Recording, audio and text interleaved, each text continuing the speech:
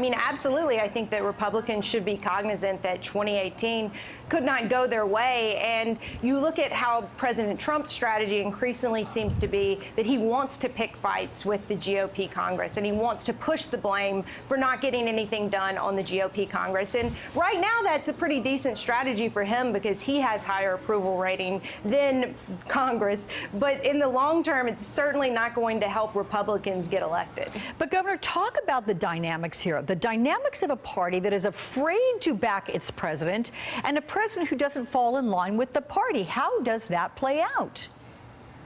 Well, I think it plays out poorly for the president. If you're a Republican, what really, to me, was the red line, if I was a Republican congressman or a senator, is when the president saluted and pushed hard to get the House to pass their version of the health care bill, and then 2 weeks later said it was mean.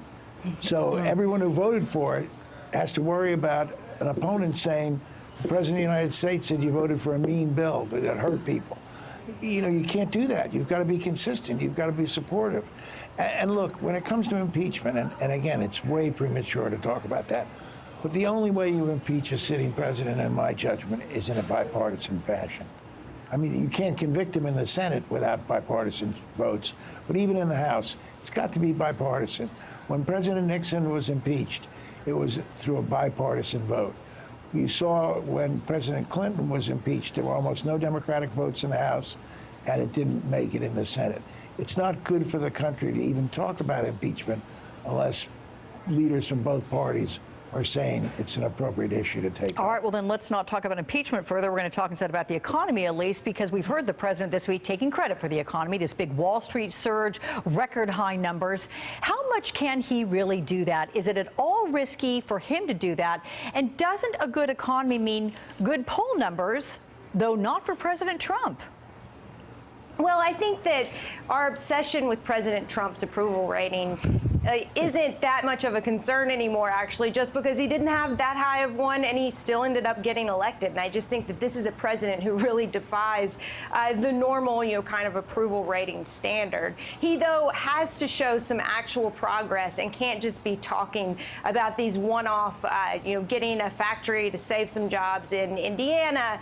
He actually needs to have real sustained growth. And that's why his immigration bill is so counter to actually raising the GDP that it's surprising just how often this administration does seem to want to defy economic common sense. Yeah.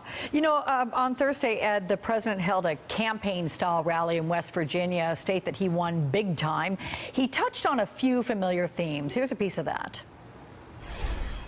The Russia story is a total fabrication.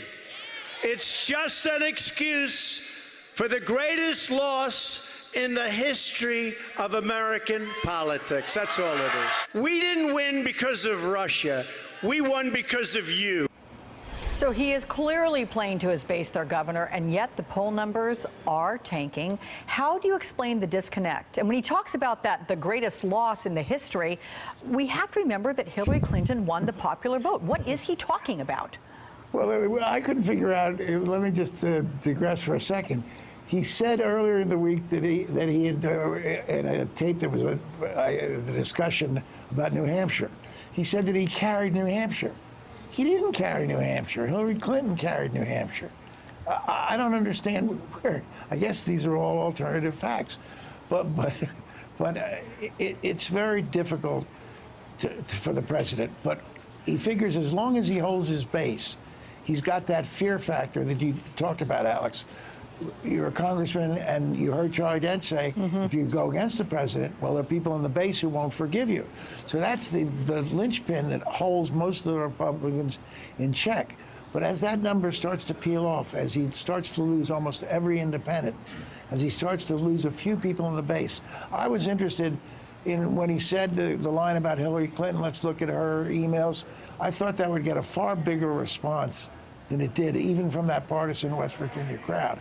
I think those lines are starting to wear thin, even with his base. Yeah. Do you agree with that, Elise? I mean, the people are just tired of looking back at, 9 months ago, and we just want to look forward. Do you think that is growing weary within his base, too, the attack on Hillary Clinton and her emails? Well, I think Hillary Clinton is always going to be a popular target for Republicans. But at a certain point, President Trump has to start taking responsibility and ownership of the country. And, you know, you look at how President Obama frequently chastised President Bush for his first couple of years in office, but even his base got sick of that. And I think that the same is going to be true for Donald Trump. Hey there, I'm Chris Hayes from MSNBC. Thanks for watching MSNBC on YouTube. If you want to keep up to date with the videos we're putting out, you can click subscribe just below me or click over on this list to see lots of other great videos.